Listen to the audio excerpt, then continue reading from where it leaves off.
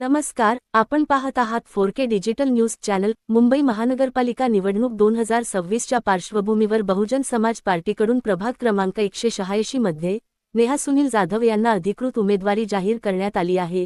हाती या निवडणूक चिन्हावर त्या मतदारांच्या समोर आहेत. स्थानिक विकासाला प्राधान्य देण्याचा निर्धार करत नेहा जाधव यांनी स्वच्छ पिण्याचे पाणी, कचरा व्यवस्थापन, आरोग्य सुविधा, दर्जेदार शिक्षण, रोजगार निर्मिती, हक्काचे घर आणि परिसराचा सर्वांगीण विकास या मुद्द्यांवर भर दिला आहे. सोन्याचं हाती चिन्ह समोर ठेवून बटन दाबून प्रचंड मतांनी विजयश्री मिळवा, असे आवाहन त्यांनी मतदारांना केले आहे. बहुजन समाज पार्टीच्या सामाजिक न्याय, समता आणि विकासाच्या धोरणानुसार प्रभागातील सर्व घटकांना न्याय देण्याचे आश्वासन देत जाधव यांनी प्रचाराला सुरुवात केली आहे. आगामी मतदानात प्रभाग 186 मधील मतदारांचा उत्स्फूर्त प्रतिसाद मिळेल, असा विश्वास पक्ष कार्यकर्त्यांनी व्यक्त केला आहे. बरं, आपण आता वार्ड क्रमांक 186 मधून बहुजन समाज पार्टीतून तुम्ही उभे आहात. कसं वाटतंय? प्रचाराला कालपासून सुरुवात झालेली आहे.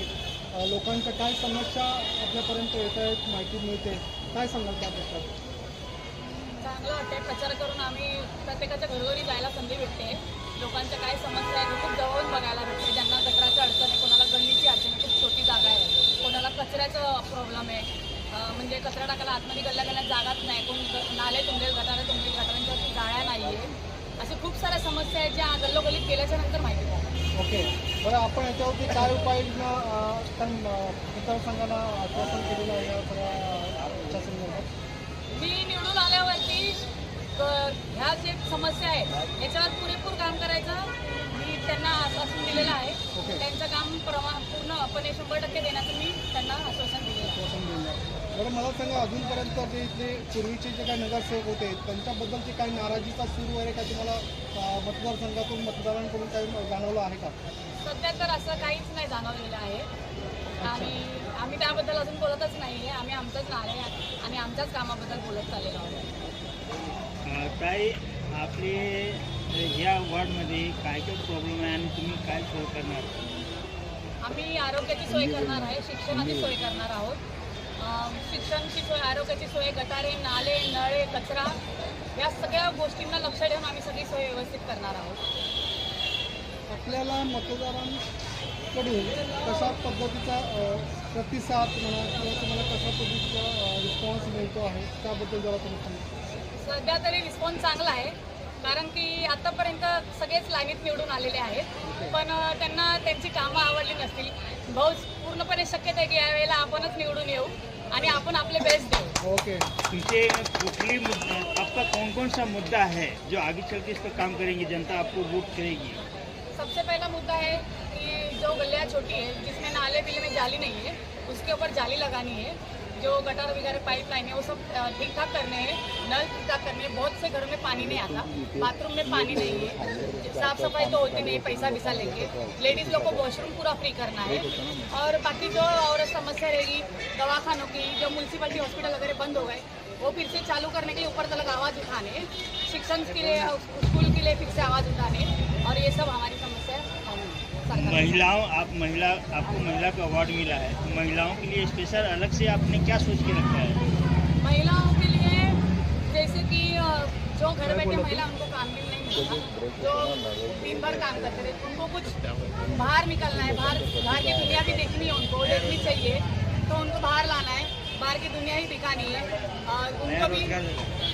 उनको भी सब बताना है और जानकारी करना है, मतलब उनको भी नॉलेज देना है. घर में बैठे मत रहो, बाहर निकलो और बाहर की दुनिया देखो और आगे बढ़ो. आज महानगरपालिकेच्या जवळजवळ 4.5 वर्षानंतर निवडणुका लागलेल्या आहेत. मुंबईमध्ये आणि पूर्ण महाराष्ट्रामध्ये 29 महानगरपालिकेच्या निवडणुका लागल्या आहेत. त्याबद्दल मतदारांच्या काय समस्या, म्हणजे त्याला कशा पद्धतीने? सध्या तर मतदार कामा होतच नाही म्हणून नाराज असतो. प्रत्येक मतदार नाराज असतो.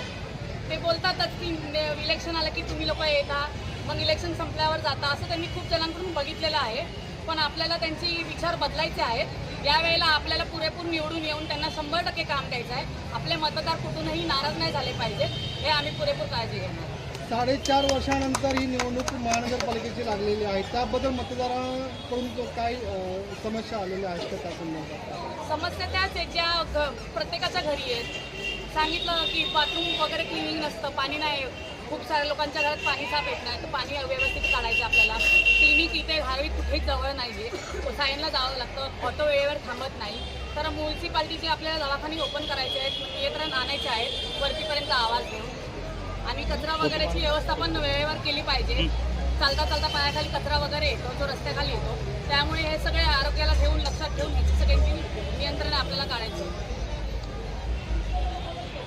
आपके सामने में आपको उम्मीदवारी के सामने में जैसे एक राष्ट्रीय पार्टी खड़ी है, में महायुति की पार्टी है, तो क्या आप उसको किस तरह से सामना कर पाएंगे? सामना कर पाएंगे, अब जैसे सामना कर रहे हैं अभी भी वैसे आगे चल के भी सामना करेंगे. मोटी पार्टी है और उसके सामने आप पहली बार खड़े हुए हैं, इस पर आपको कैसा लग रहा है? क्या आप आगे आपको उतना मिलेगा मत? ट्राई तो कर रहे हैं, मत मिलना ही चाहिए. पार्टी कितनी भी बड़ी हो, काम कितने बड़े बड़े किए हैं तो पूरी धारावी ही जानती है ना. तो इस टाइम कुछ नया बदलाएंगे, कुछ नया दिखाएंगे. जब कुछ नया विकास में लाएंगे तब भी कुछ जनता को भी पता चलेगा.